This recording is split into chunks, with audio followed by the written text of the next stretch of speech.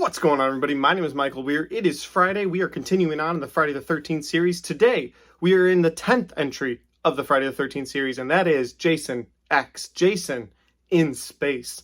Now, from the outside looking in, I should hate this movie because I didn't like Jason vs. Carrie. I didn't like Jason in Manhattan. I didn't like Jason Goes to Hell with a bounty hunter creating all this lore about him that was never in the series before.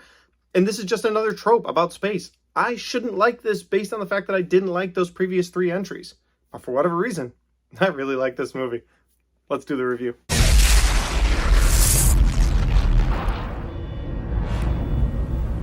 I don't think he's out there. Why don't you just stick your head out and have a peek? And so, guys, Jason X, Jason in Space, it actually starts on Earth. It's definitely in the future because they have a Camp Crystal Lake Research Center. I don't know what's going on there, but whatever, fine. Jason's in captivity. Would have been nice to know how they caught him, but whatever, fine. And then immediately gets free, immediately starts killing people, and him and this girl get cryogenically frozen. Now, then it time jumps 450 years.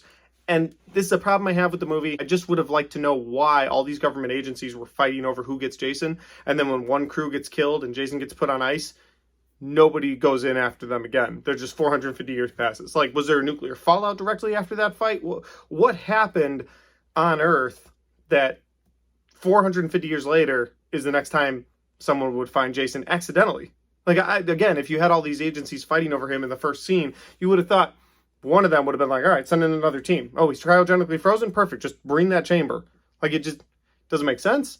But whatever, it's a Friday the 13th movie. In the end, they're not supposed to make sense. They're just supposed to enjoy watching Jason kill people. So a research team that is in space and comes down to Earth, which is now uninhabitable, a research team comes down and they find Jason and they find the girl. And the head research leader's like, actually, we could revive the girl, but we definitely couldn't revive Jason because, you know, he's all mangled and a zombie and disgusting. There's no way we could revive him, but we could take him because he was probably worth a lot of money. So they take Jason and they put him in a room, and then they take the girl and they actually revive her. And then they have to explain to her, like, hey, it's 450 years later. You're the oldest living person alive, which is crazy. And she's like, listen, what about Jason? And they're like, oh no, we got him in the other room. It's fine. But it's not fine because Jason thaws out and immediately starts killing people. Now, that's basically the synopsis I can give you for this movie. You got Jason in space killing people on the ship and they can't get away, which is one of the things I like. But let's get into the things I like and dislike so that way I can really hash out what I like about this movie and what I don't like. First thing I like about this movie, again, is Jason in space. I like the idea of space movies in general where whenever there's peril on a spaceship, you either live or die. You either overcome or succumb to whatever the problem is. And I think that's why space movies do it for me, because like on Earth, I'm always irritated that someone doesn't get in a car and drive faster. Or, oh, we hit a bump so we can't go anywhere for it. No, just go. Or, oh, the bridge is out. Well, climb around it. Like, there's so many ways you could get out of situations on Earth. But in space, there's just a spaceship and there's an evil guy with a machete.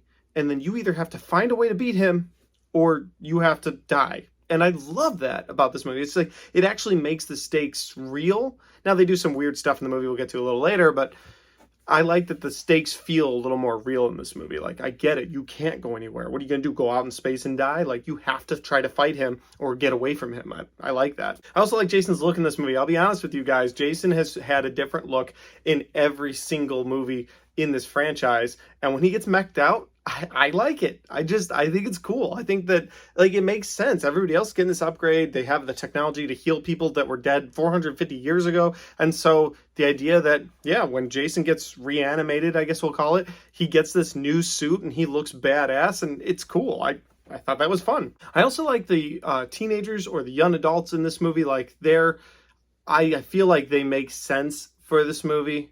I guess, like, most of the time it's like, well, why would you be having a birthday party at Camp Crystal Lake? Well, what's going on? But I like the idea that these are researchers. They're just flying around space, touching down on Earth to research real quick and leave, and they happen to find Jason. Like, it conveniently puts them in this spot, and I don't mind how they tell that story. Whereas most of the time I'm like, just stay your ass out of Camp Crystal Lake, and you'll be fine.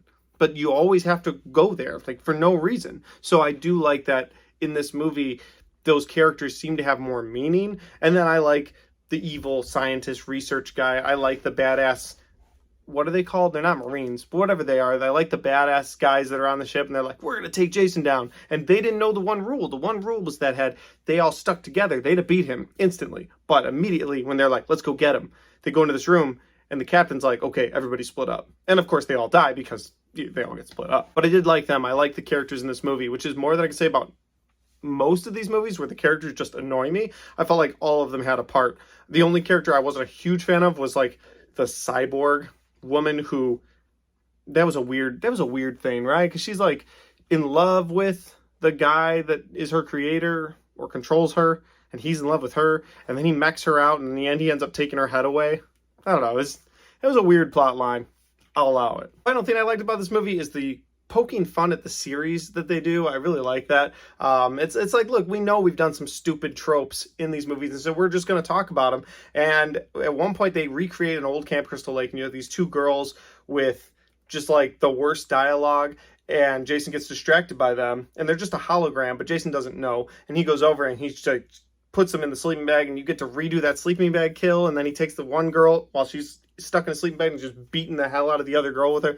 I don't know, it was cool. It was a cool throwback, but it was also like a fun poke at the series. I like that they had fun with the Friday the 13th series. They didn't try to take themselves as serious as, say, Part 9 did, where Part 9 was like, yes, and now the mother of Jason and the bloodline of Jason, and I'm like, you lost me, bro. It's Jason. Just have him kill people. And so that's kind of what they did here. They kind of poked fun at that. And I liked that. For my dislikes, guys, I would say that on the one hand, the graphics are not the best. It's hard to get upset with a Friday the 13th movie having bad graphics. But hey, I mean, in '09, I think they're great. So, I don't know. They could have done a little less CGI, would have been fun. But they're in space.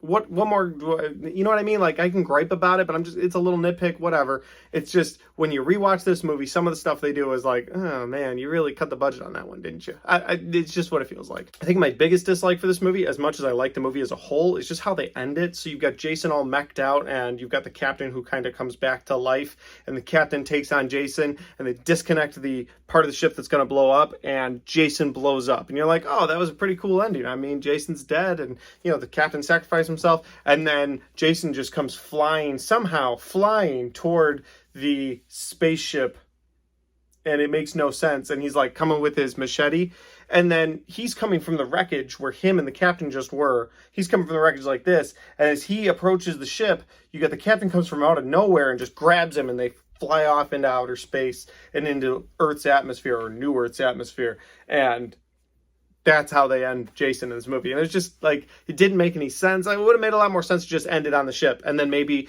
Jason's mask goes through the atmosphere like it does in the end of this movie and touches down in Camp Crystal Lake.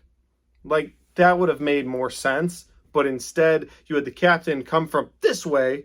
Then again, the logistics doesn't make any sense. Again, you got the ship back here, you got the other ship here, this one blows up, Jason flies forward, maybe, okay, but then the captain just comes out of nowhere and grabs him. It was like, you didn't put any thought into that. And it irritated me as a viewer, because there was just no thought put into that ending. And then they spin around in space while, you know, they both die and Jason lives on, kind of, for a reboot.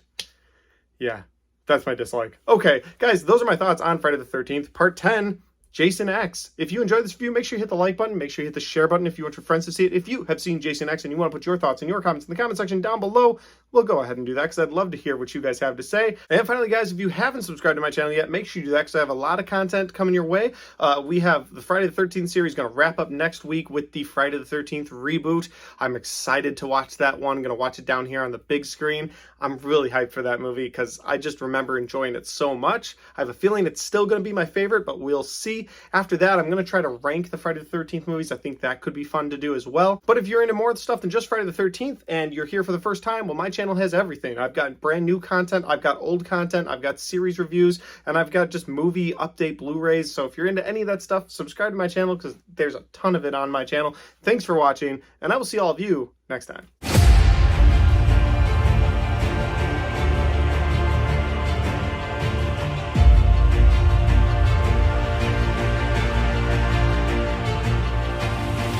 So I went to Spirit Halloween. They finally opened in my area, and I got this, which is awesome.